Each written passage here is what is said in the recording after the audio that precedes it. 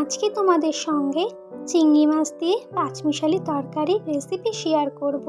চলো রেসিপিটা ঝটপট দেখে নাও। প্রথমেই কড়াইতে তেল দিয়ে তেলটা যখন গরম হয়ে ধোঁয়া বেরোবে তখন কিন্তু আমি চিংড়ি মাছগুলো দিয়ে দেবো। আর এই চিংড়ি মাছে কিন্তু আমি নুন হলুদ কিচ্ছু মাখাইনি। নুন হলুদ যদি চিংড়ি মাছে মাখানো হয় তাহলে কিন্তু চিংড়ি মাছ থেকে প্রচুর জল বেরোয়। সেই জন্যে আমি কিন্তু কোনো নুন হলুদ ছাড়াই চিংড়ি মাছটাকে ভেজে তুলে নিয়েছি। তারপরেই কড়াইতে সামান্য আর একটু তেল দিয়ে সাদা জিরে ফোড়ন শুকনো লঙ্কা দিয়ে দিলাম। তারপরেই কেটে রাখা সবজিগুলো দিয়ে সবজির মধ্যে আমি ব্যবহার করেছি কুমড়ো, আলু আর লাল ডাঁটা। তোমরা চাইলে তোমাদের মন পছন্দ সবজি দিয়েও বানাতে পারো। আমার হাতের কাছে যা ছিল আমি কিন্তু সেটা দিয়েই বানাচ্ছি। তারপরে ভালো করে মিক্স করে নিয়ে নুন হলুদ পরিমাণ মতন দিয়ে ভালো করে নাড়িয়ে চাড়িয়ে নেব। এটা কিন্তু ভালো করে প্রথমে ভাজা ভাজা করে নিতে হবে, তারপরে কিন্তু জল ব্যবহার করতে হবে। তার আগে কিন্তু জল দিলে সেই স্বাদটা কিন্তু আসবে না। তারপরে আমি এখানে কাঁচা লঙ্কা সেটা মাঝখান থেকে ফেলে নিয়েছিলাম সেটা দিয়ে দিলাম।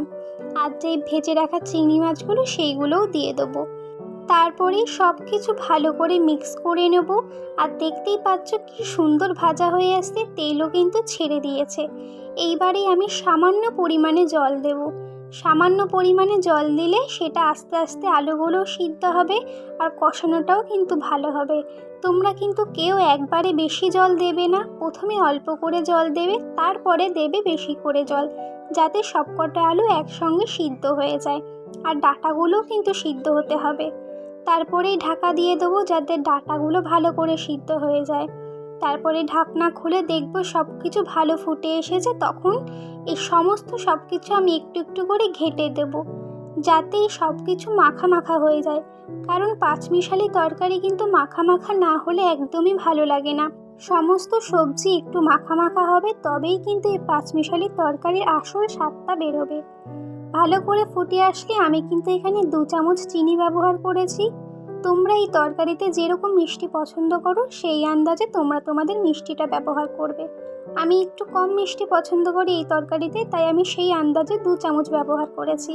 তারপরে সব কিছু ফুটে আসলে যখন মাখা মাখা হয়ে যাবে তরকারিটা নামিয়ে দেবো। আর এই তরকারি কিন্তু গরম গরম ভাতের সঙ্গে দারুণ লাগে, রুটির সঙ্গেও কিন্তু খুব ভালো লাগে।